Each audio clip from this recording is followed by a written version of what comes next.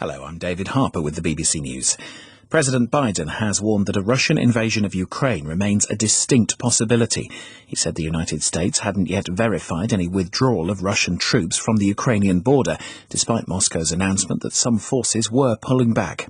We have not yet verified the Russian military units are returning to their home bases.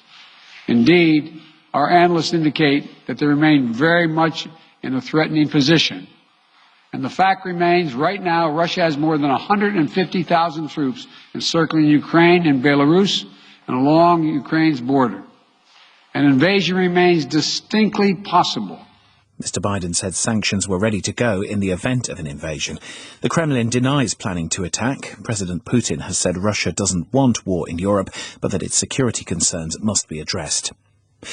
Britain's Prince Andrew will no longer face a civil court case in the United States for sexual assault after coming to a financial settlement with his accuser, Virginia Giuffre. Here's our royal correspondent, Daniela Ralph. That settlement includes what's been described as a substantial donation to Virginia Giuffre's charity in support of victims' rights. What we don't have, though, are the numbers in terms of exactly how much the settlement is worth, but you can expect it to run into millions of dollars. Prince Andrew doesn't admit any kind of liability in the court documents. He doesn't admit that, but he does say that he never intended to malign Miss Giuffre's character, and he accepts that she suffered both as a victim of abuse and due to unfair public attacks. He also says he regrets his association with Jeffrey Epstein, the convicted sex offender, and says he will now support the fight against the evils of sex trafficking. The police chief in Canada's capital, Ottawa, has resigned. Peter Slowly has faced growing criticism for his handling of protests against COVID vaccine mandates. This report from Robin Levinson-King. Chief Slowly's resignation comes amid significant criticism from Ottawa residents who feel the police have not done their job at enforcing the law and containing the demonstrators. Residents have described seeing police fist bump demonstrators, ignore bylaw infractions, and allow fuel and other supplies to make it to their encampments. Critics say protesters have been allowed to throw at what at times resembled a party in the streets of Ottawa with minimal repercussion, complete with bouncy castles, barbecues, and even a hot tub. Police have issued thousands of fines and made dozens of arrests, but there is a growing sense among residents that their hearts might not be in it. For the first time in United States history, a gun manufacturer has been held liable for a mass shooting on US soil. Remington Arms has agreed to pay $73 million to the families of victims of the 2012 Sandy Hook Elementary School massacre, when 26 staff and students were killed by a lone gunman who used a Remington military-style assault rifle in the attack.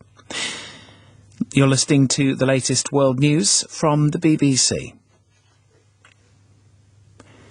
The family of the late cinematographer Helena Hutchings, who was shot dead on a film set in the US, is suing the actor Alec Baldwin and the movie's other producers for wrongful death. Mr. Baldwin says he never pulled the trigger.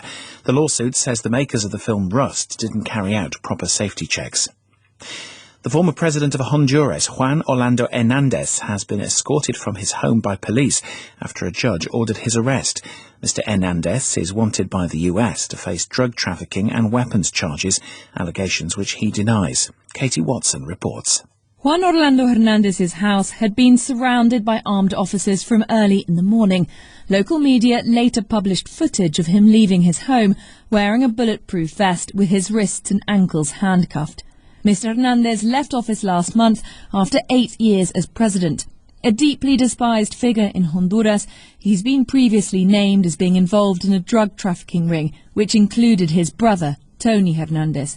Last year, he was sentenced to life in prison in the US. It's now up to the Supreme Court in Honduras to decide on the extradition request.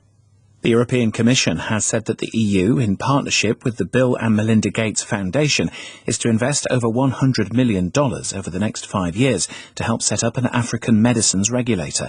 The Commission said it was a key element of Africa's goal to produce 60% of its own vaccines within 2 decades.